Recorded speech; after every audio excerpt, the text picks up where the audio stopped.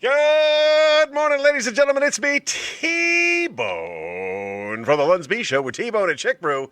It's Sunday. It's 10:30. It's time for the Supplemental. Yeah. Uh, if you can hear it, the AC is running on full blast. I have sent the command to turn it off. I am kind of waiting for it to turn off. And if you can't hear it, okay, good for you. But it's still irritating me. So I am slightly delayed because I am waiting for it to stop making noise. Before we get into this morning's show, it's good seeing you out there. Thank you for the comments, as always. And thanks for sticking around, because it's so funny, especially on the TikTok. People pop in like chat roulette, and they see this. They gone. They do not stick around, and I do not blame them.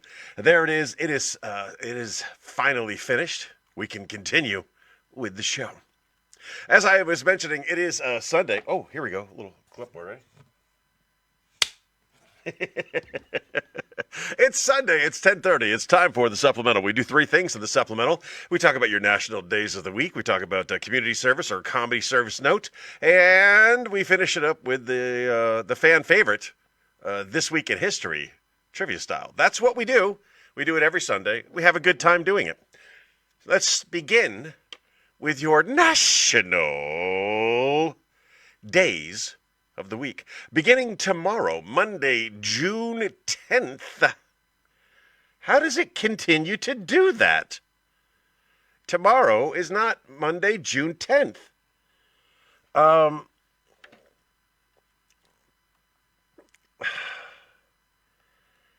have to go into ChatGPT and go again. I'll type out loud as I type. Again, tomorrow is not the 10th. How do you keep getting this wrong? You're absolutely right, and I appreciate your patience. Today is Saturday, June 8th, which means the week you're asking for, the Supplemental Show, should begin Monday, June 9th and run through the 15th. Here is the corrected, yes. Today is not Saturday, June 8th. Today is Sunday, June 8th. Today is Sunday, June 8th. I spelled Sunday wrong.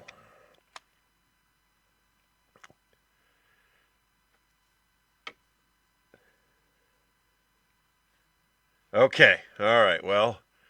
What did I do today? I corrected GPS, or GPT.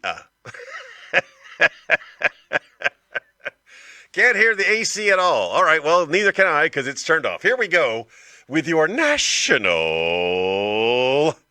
days of the week, beginning with tomorrow, Monday, June the 9th. Oh, it's National Strawberry / Rhubarb Pie Day.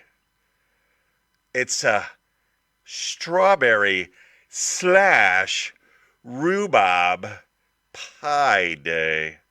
I love me some rhubarb. And I like strawberries.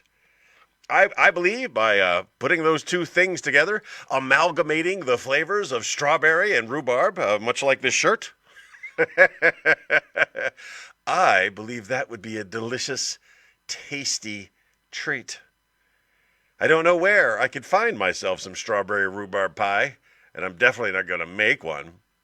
But should you come across a strawberry or a rhubarb tomorrow, Monday, June 10th, celebrate it because it's National Strawberry Rhubarb Pie Day.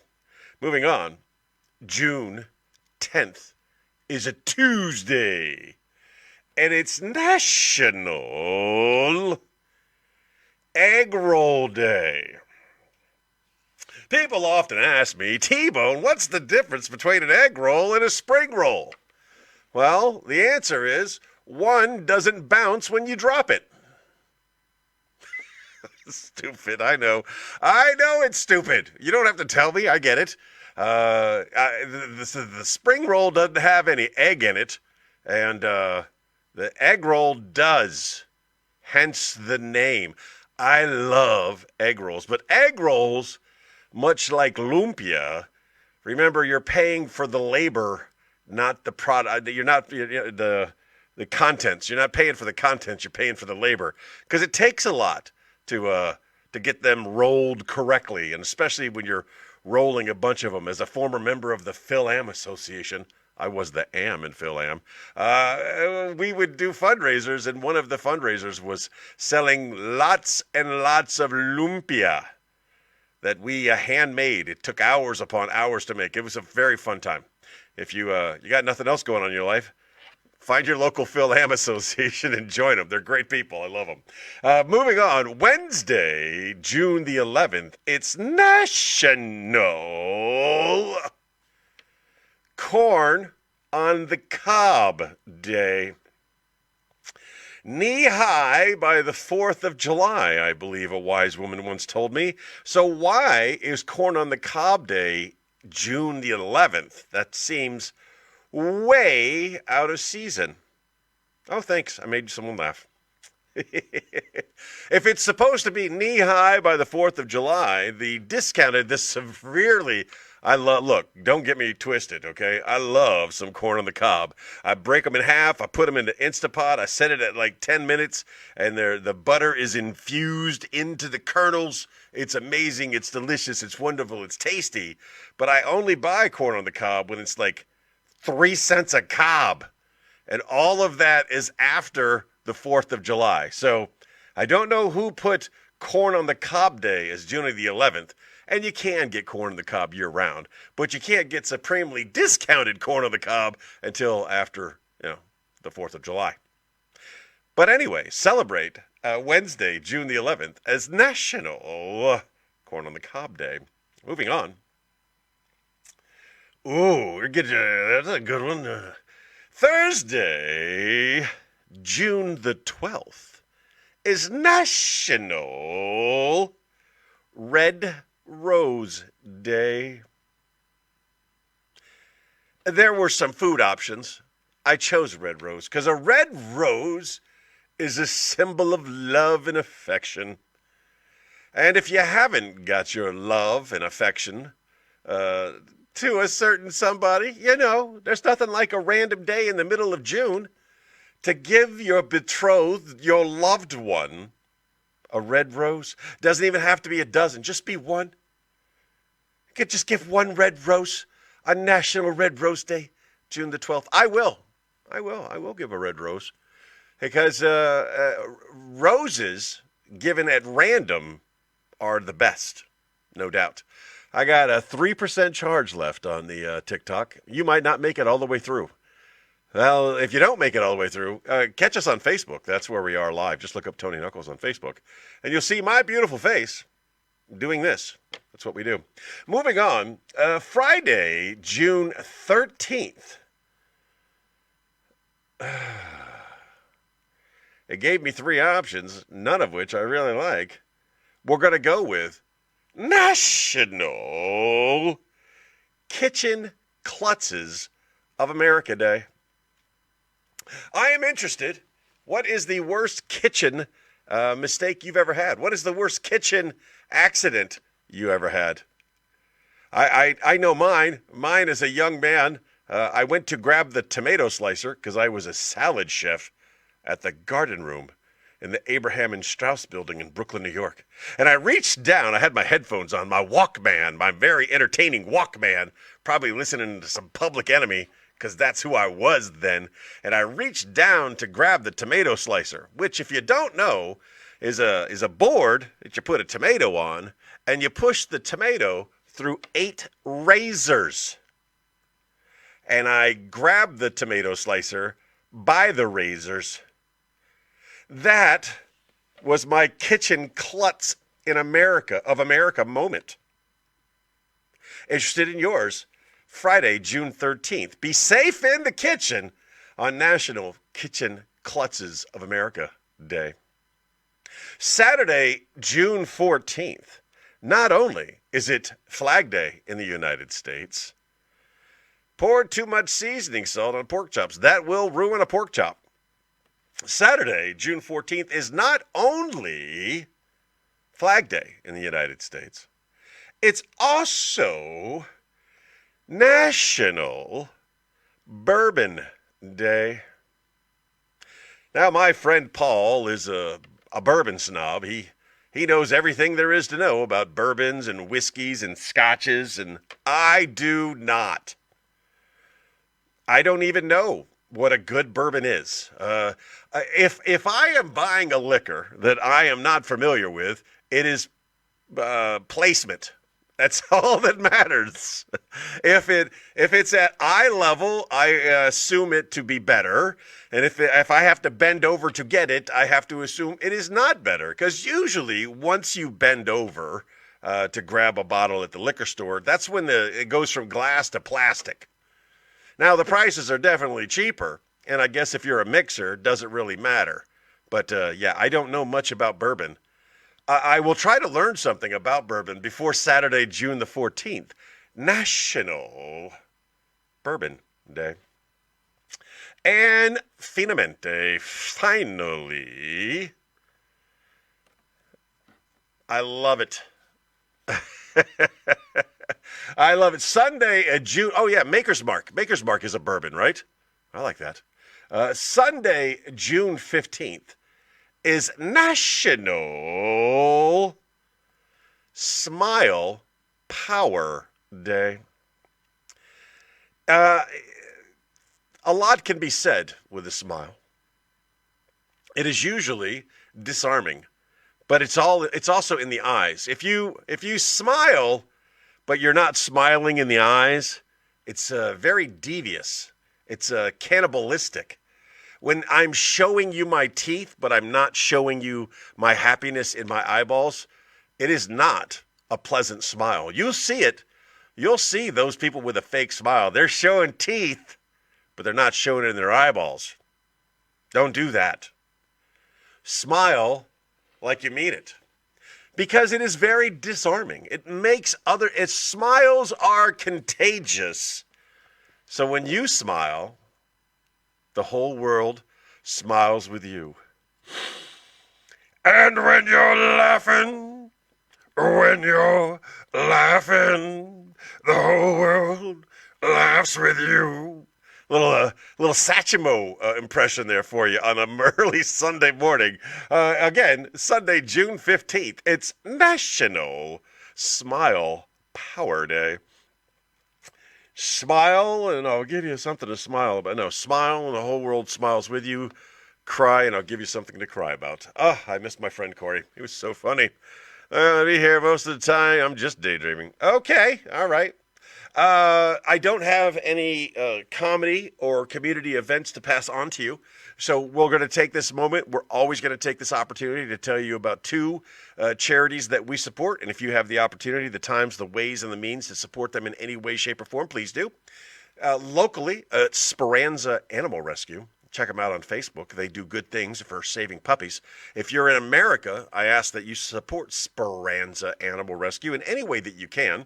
And on the East Coast, over there in Rota, Spain, if you have the opportunity, the time, and the energy, please support RAL, the Rota Animal Welfare League.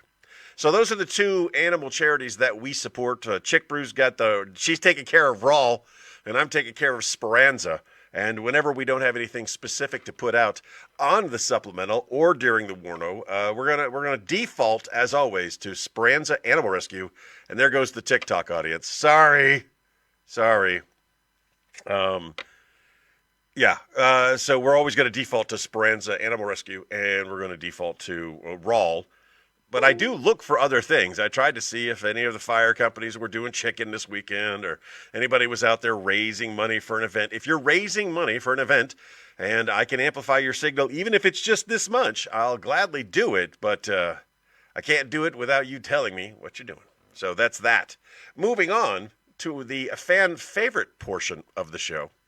It's time for This Week in History trivia style. Now, the goal every week is 7 questions. The goal is to go 7 for 7. But it has been a bit of a challenge as of late to go 7 for 7. I think last week was probably the worst I ever did.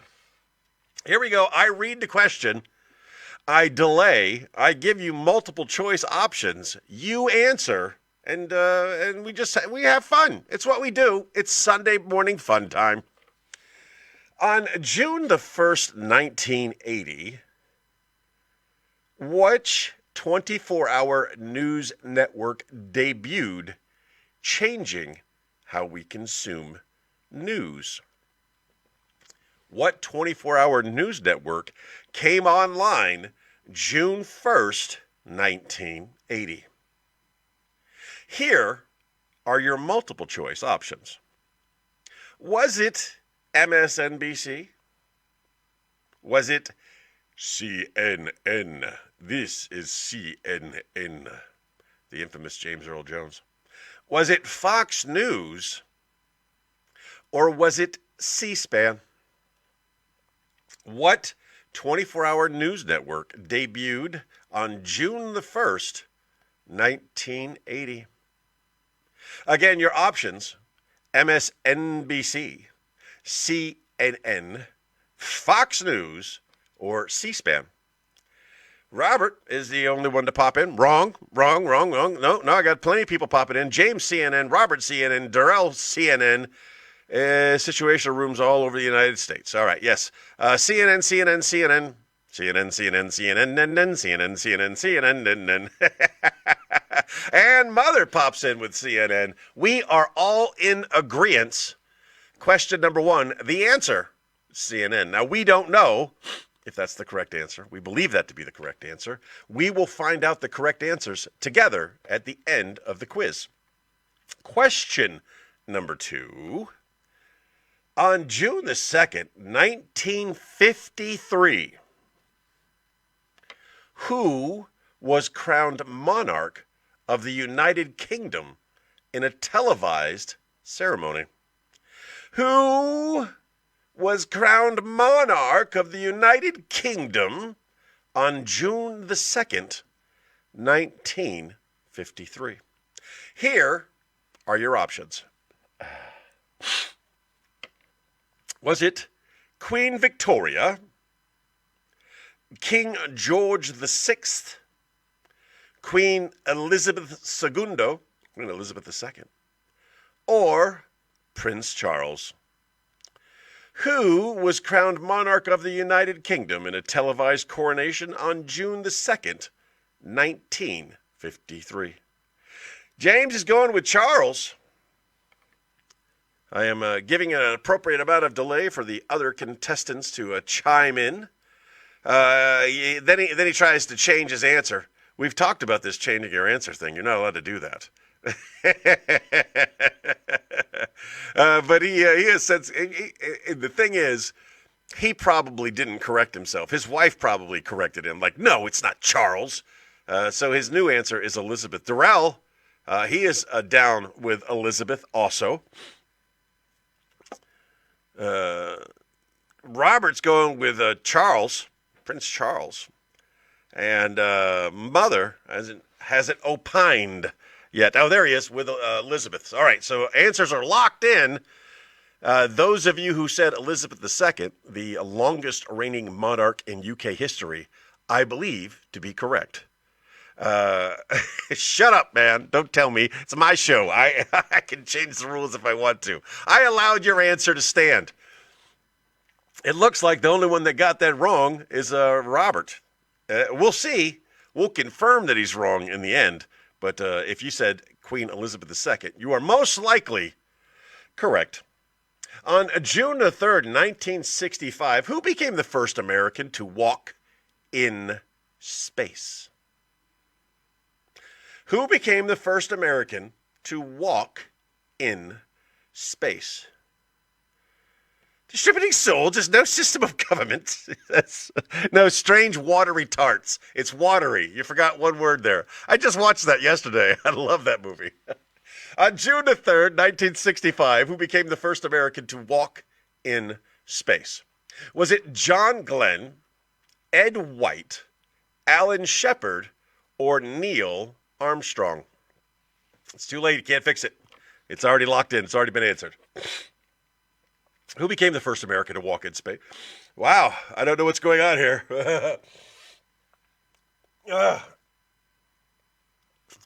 Sorry. Who became the first American to walk in space on June 3rd, 1965? Again, your options: John Glenn, Ed White, Alan Shepard, or Neil Armstrong. Darrell is going with Ed White.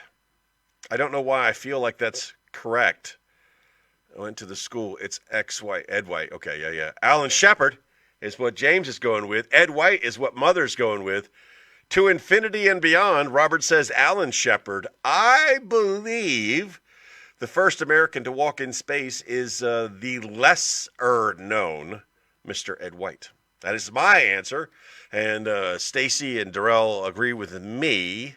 James and Robert both believe it's Alan Shepard. We will see soon. Moving on, question number 4. June 4th, 1989. What major political crackdown occurred in China, shocking the world? June 4th, 1989. What major political crackdown occurred in China, shocking the world? I have been there. I have been to this location with my beloved. So I believe I know the answer. Here are your options. Was it the Hong Kong protest? Grissom Chappie all burned on the pad later on. So said. Yes, they did. Yes, little history there. Ed White did die in the Apollo 1. They were in the capsule in a pure oxygen environment when there was a spark of electricity that toasted them all inside the rocket. Anyway, let's get back to where we were. June 4th, 1989. What political crackdown occurred in China, shocking the world? Darrell and Robert are both saying Tiananmen. James is with Tiananmen. And Stacy, I got you. You meant to say Tiananmen. The options were Hong Kong protest, Tiananmen Square massacre, the Cultural Revolution ends, or the Falun Gong Ban. Yes, I think we all agree it was Tiananmen Square massacre.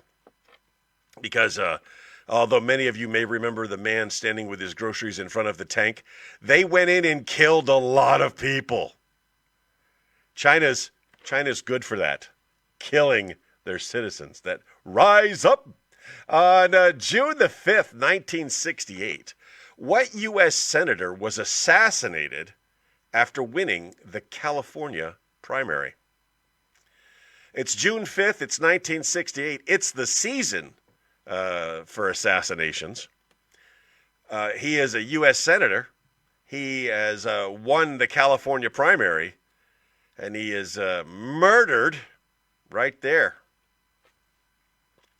A lot of controversy involved in this, whereas it is believed that maybe he wasn't felled by the assassin's bullet, but friendly fire, which isn't.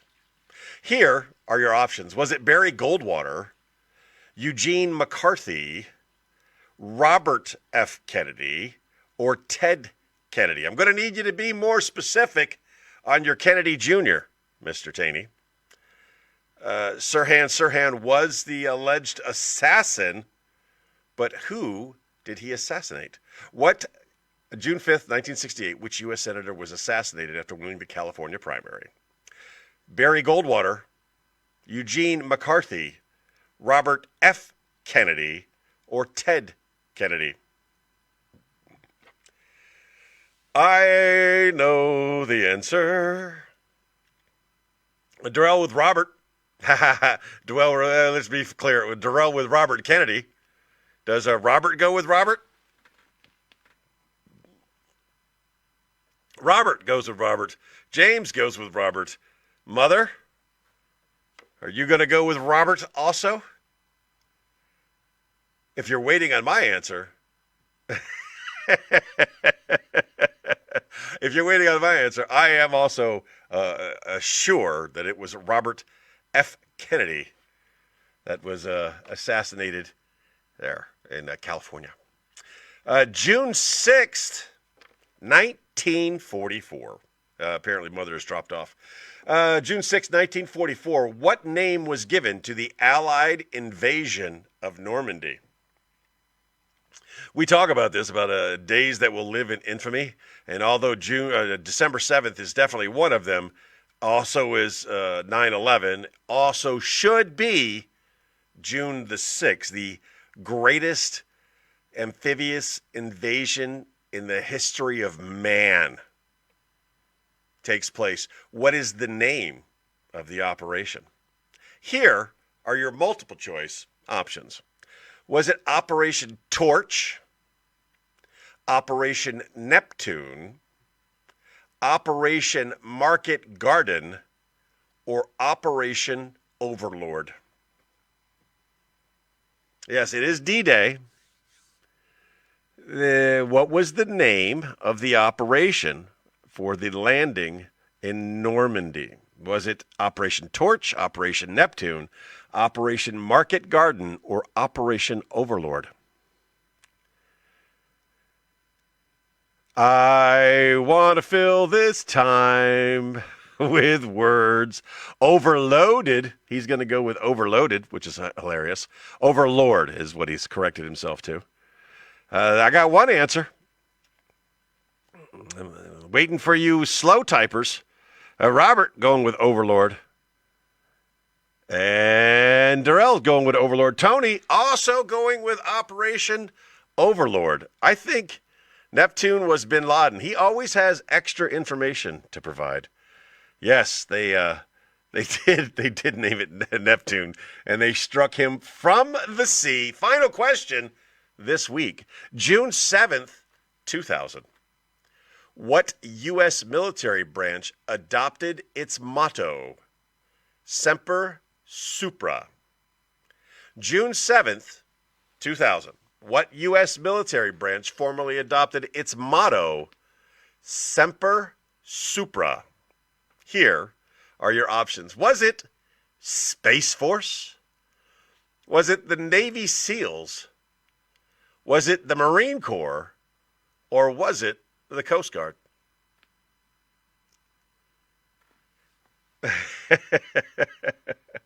That's a good question. Space Force did not exist in 2000, so we could throw that out the door. The Navy SEALs are not a military branch, so it shouldn't be the Navy SEALs. But what does Supra mean? Always super? I'm super. Thanks for asking. Marine Corps already has Semper Fidelis, and they've had that for a while. And the Coasties, I think they've got one too. So, as weird as this may sound, I know what one I'm going to go with. Navy SEALs are, I can't write a book on that. Robert, United States Marines. James, Space Force, question mark. James, Coast Guard. James is basically answering all of them. We're going with your final answer, Coast Guard. Robert is going with the Marines. And Durrell has not answered yet. It's okay, because I got a little something in my throat. And let me clear my throat. It's the last question. Last chance to get your answer in. Was it Space Force? Was it the Navy SEALs? Was it the Marine Corps? Or was it the Coast Guard? June 7th, 2000, what U.S. military branch formally adopted its motto, Semper Supra? My buddy Paul just hit me up. That was, yo, Tony. Hello, Paul. It's always good to see you, my friend. But he's not here, so he's missing out on all the fun. All right, your answers are locked. Here is my guess. I believe supra being Latin for supreme, always supreme. It's a Taco Bell. No, as silly as it sounds, I'm going to go with the Navy SEALs. Get a massage bed. I'll go with Coast Guard. Okay. All right. He's going with Coast Guard. So those are your answers. They're all locked in. Let's, social media friendly versions. All right. Answers, please.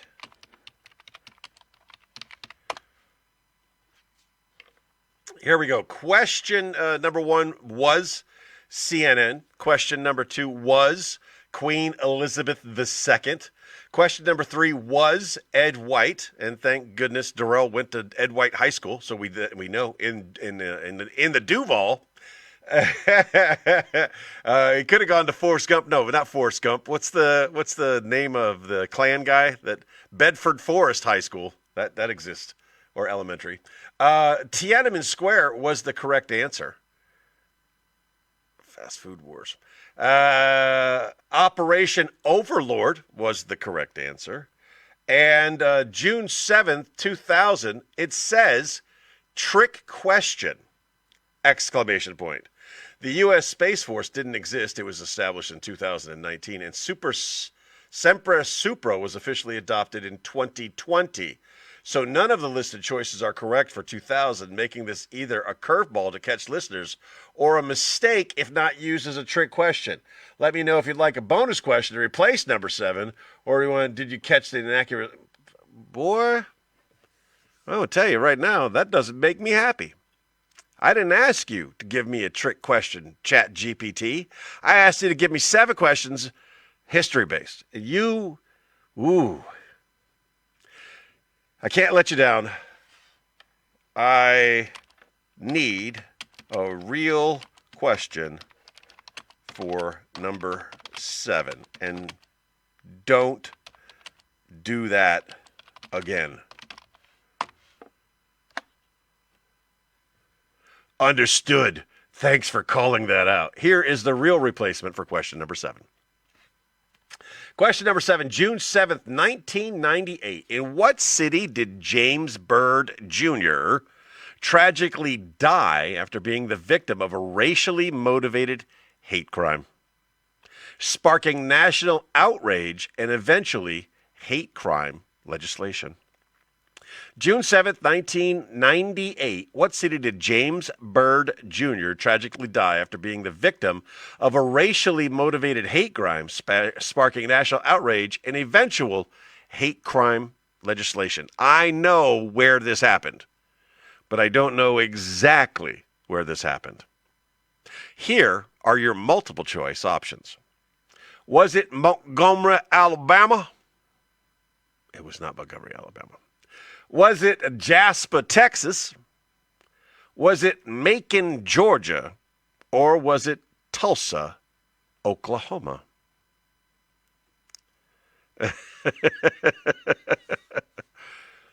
Again, James Byrd Jr. tragically died after being the victim of a racially motivated hate crime, sparking national outrage and eventual hate crime legislation. Where did it take place? Was it Montgomery, Alabama, Jasper, Texas, Macon, Georgia, or Tulsa, Oklahoma? I am pausing to give you an opportunity to answer the bonus question, which, by the way, I'm going to go 7 for 7.